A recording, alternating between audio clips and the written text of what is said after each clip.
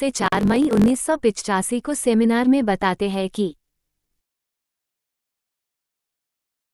सहज मार्ग का अभ्यास।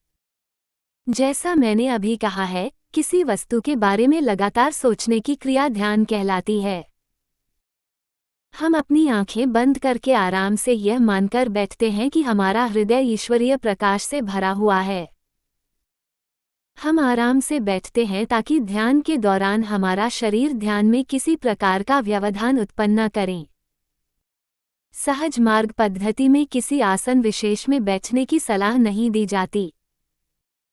महर्षि पतंजलि के अनुसार आसन वह है जिसमें हम आराम से एक निश्चित समय तक बैठ सकें।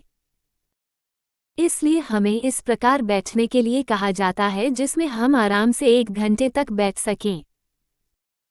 लेकिन हमें लेटकर ध्यान करने की स्पष्ट मनाही है क्योंकि इससे उत्पन्न होने वाली शारीरिक शिथिलता हमें सुला देती है।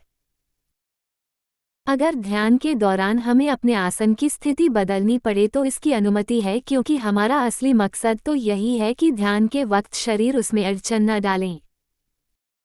हृदय के प्रकाश के रूप में हमें बता दिया जाता है कि हमें प्रकाश को देखने की कोशिश नहीं करनी है। जैसा कि बाबूजी महाराज ने समझाया है, यह एक धारणा मात्र है कि हृदय में ईश्वरीय प्रकाश विद्यमान है। हमें लगातार इस ख्याल में घंटे भर बैठना है, उससे कम नहीं। साथ ही हमसे ये भी अपेक्षा नहीं की जाती कि हम एक बार में 1 घंटे से अधिक समय तक ध्यान करें। हाँ, अगर आपके पास अतिरिक्त समय है तो 10 मिनट के विश्राम के बाद हम पुनः 1 घंटे के लिए ध्यान कर सकते हैं। पहले घंटे बाद हम थोड़े समय के लिए ध्यान रोक दें। ध्यान करने के लिए बैठने पर संदेह हमारे मन में परेशान करने वाले विचार आएंगे। हमें बताया जाता है कि हम इन विचारों पर ध्यान न दें, बल्कि उनकी उपेक्षा करें। मालिक की खोज से ज्ञात हुआ है कि जब हम इन विचारों पर ध्यान देते हैं, तो इससे उन्हें शक्ति प्राप्त होती है और वे अधिकाधिक शक्तिशाली होते जाते हैं। लेकिन उसकी जगह दूसरा विचार आ सकता है और उसकी भी उसी तरह उपेक्षा करें।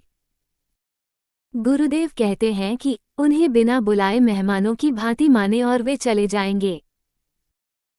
अगर हम इसे व्यवस्थित तरीके से सजगता के साथ करें तो पाएंगे कि कुछ ही महीनों के अंदर हम विचार शून्यता की दशा में पहुंच सकते हैं। यहाँ हमें ये भी जान लेना जरूरी है कि ध्यान के समय उठने वाले विचार कहीं बाहर से नहीं आते, बल्कि हृदय में संचित विचार ही संस्कारों के रूप में हमारे सामने प्रकट होते हैं। अगर हमने इन पर ध्यान दिया तो ये हम ही से शक्ति पाकर और अधिक बलशाली होकर वापस हमारे अंदर चले जाते हैं। जब हम इनकी उपेक्षा करते हैं तो ये बाहर निकल जाते हैं।